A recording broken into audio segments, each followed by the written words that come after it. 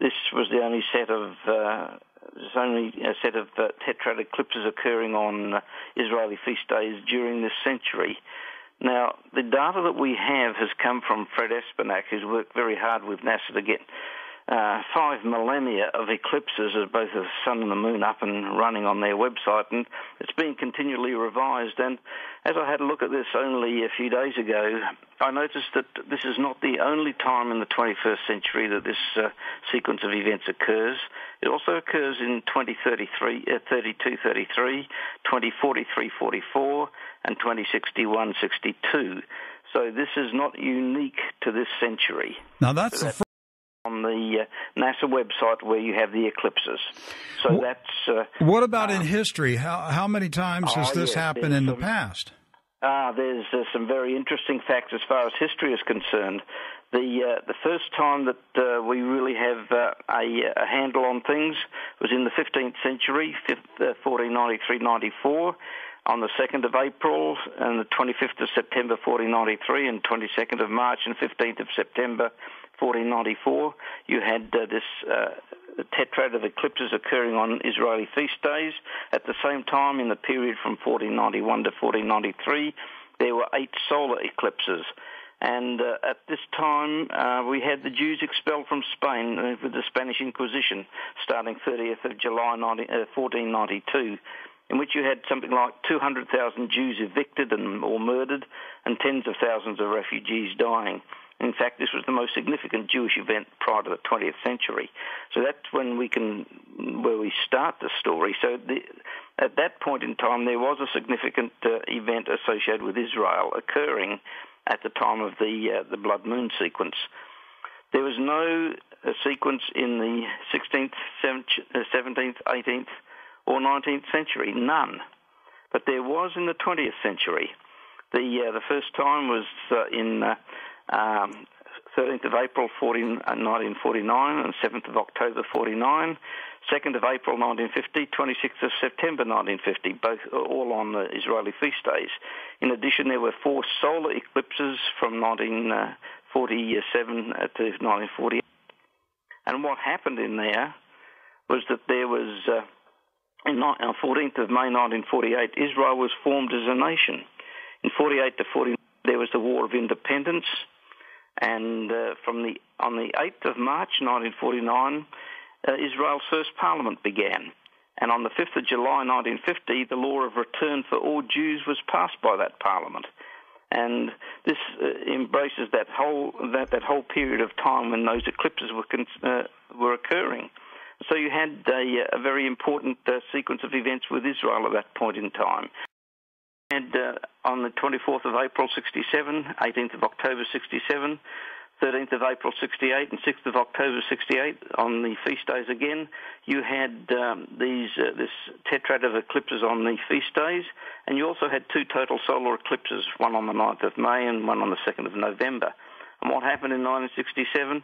There was the Arab-Israeli War, the 6-day war in June 1967, where Jerusalem got restored to Jewish control, Israeli control, on the 7th of June 1967. And this was also a fulfillment of what we had in Luke 21 and verse 24, where Jesus said Jerusalem would be trodden down by the Gentiles, the non-Jews, until the times of the Gentiles, the church age, was fulfilled. And so that effectively gave us a time marker there. So again, we have some very significant events associated with Israel occurring with these blood moons.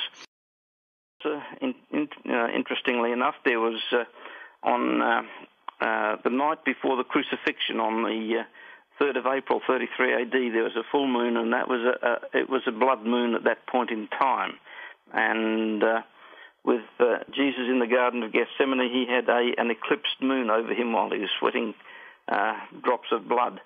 And this is why Peter was able to say on the day of Pentecost, the Lord prophesied through Joel, saying, I'll turn the sun into darkness, which happened at the crucifixion, and the moon into blood as the great and terrible day of the Lord comes. So, Barry, what is the astronomical definition of a blood moon? Actually, it's a tetrad of eclipses. You have 4 total lunar eclipses in succession. And this is a rarity, really, because normally what happens between with eclipses, you'll have a total lunar eclipse, then you'll have a number of partial lunar eclipses, and then another total eclipse.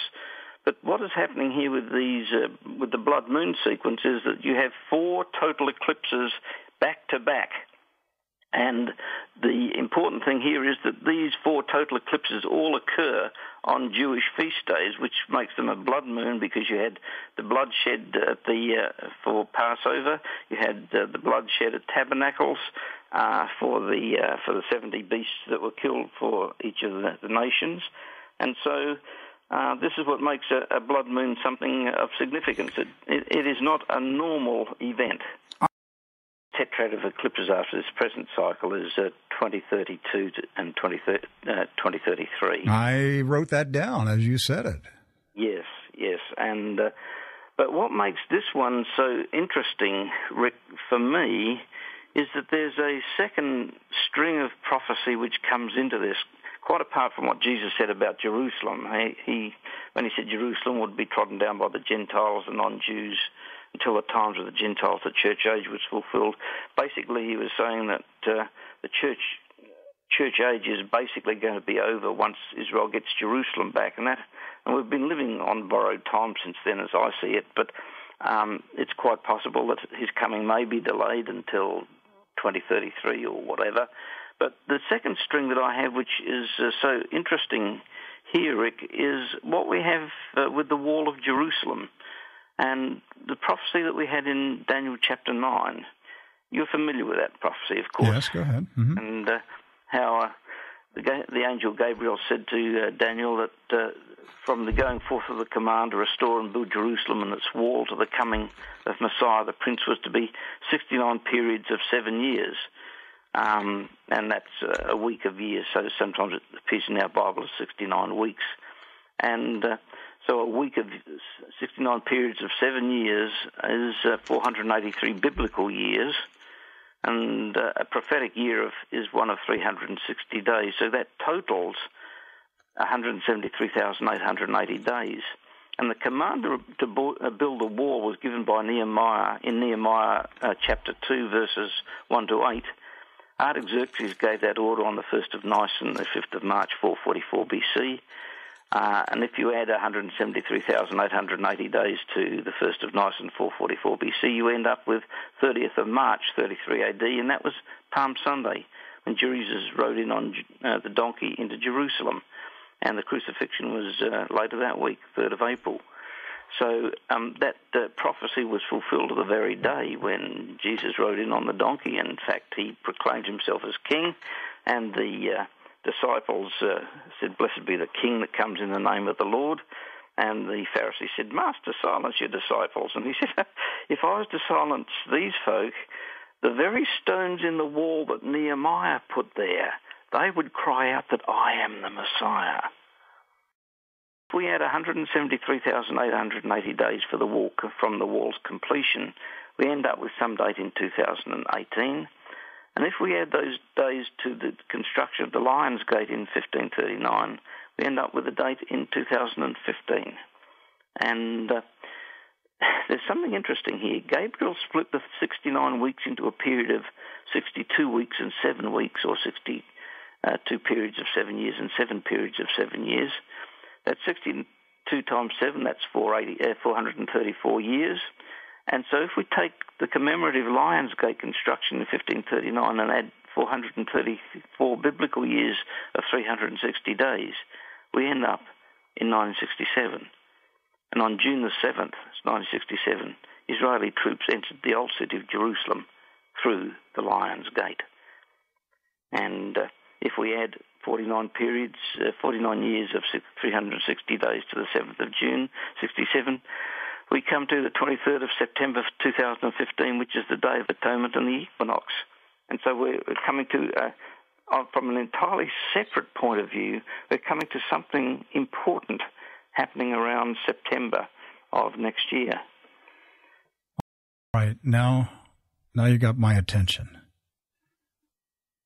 What do you think is coming in September 2015? Okay. Well, however we look at it, we're coming to a key time in God's plan for Israel, and there are many suggestions of what might happen. The first one, of course, which everyone thinks of, is the rapture of the Christian believers in Messiah. That's always a possibility. That can happen at any moment. All right, so you believe in a secret pre-trib rapture of the church? I believe that the rapture will occur prior to the tribulation. I'm not sure whether it's going to be secret or not. I know that a lot of people are going to be missing, and whether we're seeing going up. But you believe the church is going to be taken out before there's any tribulation on the planet. Okay, so go ahead. So what's coming for 2014? Okay, so there's the possibility of the rapture. There's also the possibility of the appearance of Elijah, as in Malachi 4:5.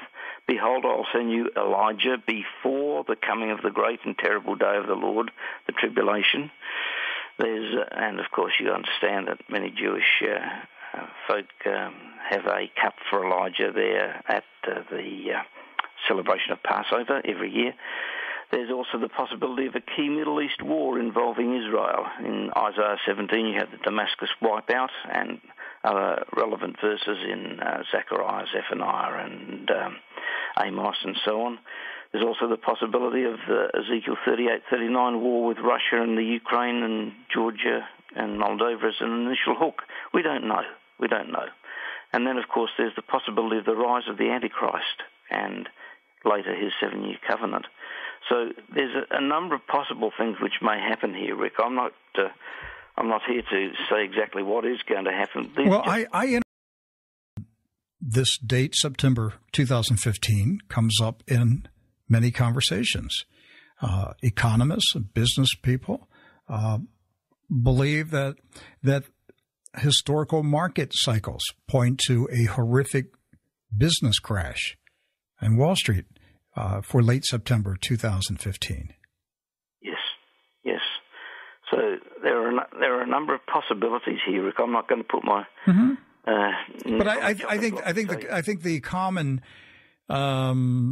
agreement that many of us have is we're being given by the Lord a heads up that there's going to be something significant taking place in September 2015, whether it is a single event type of moment or whether it's a watershed moment where the world changes.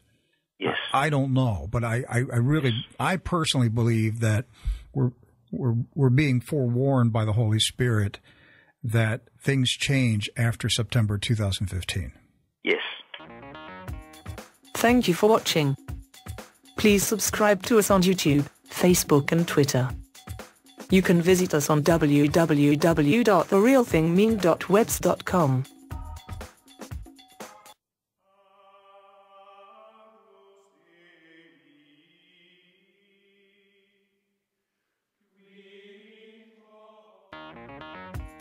Thank you for watching. Please subscribe to us on YouTube, Facebook and Twitter. You can visit us on www.therealthingmean.webs.com.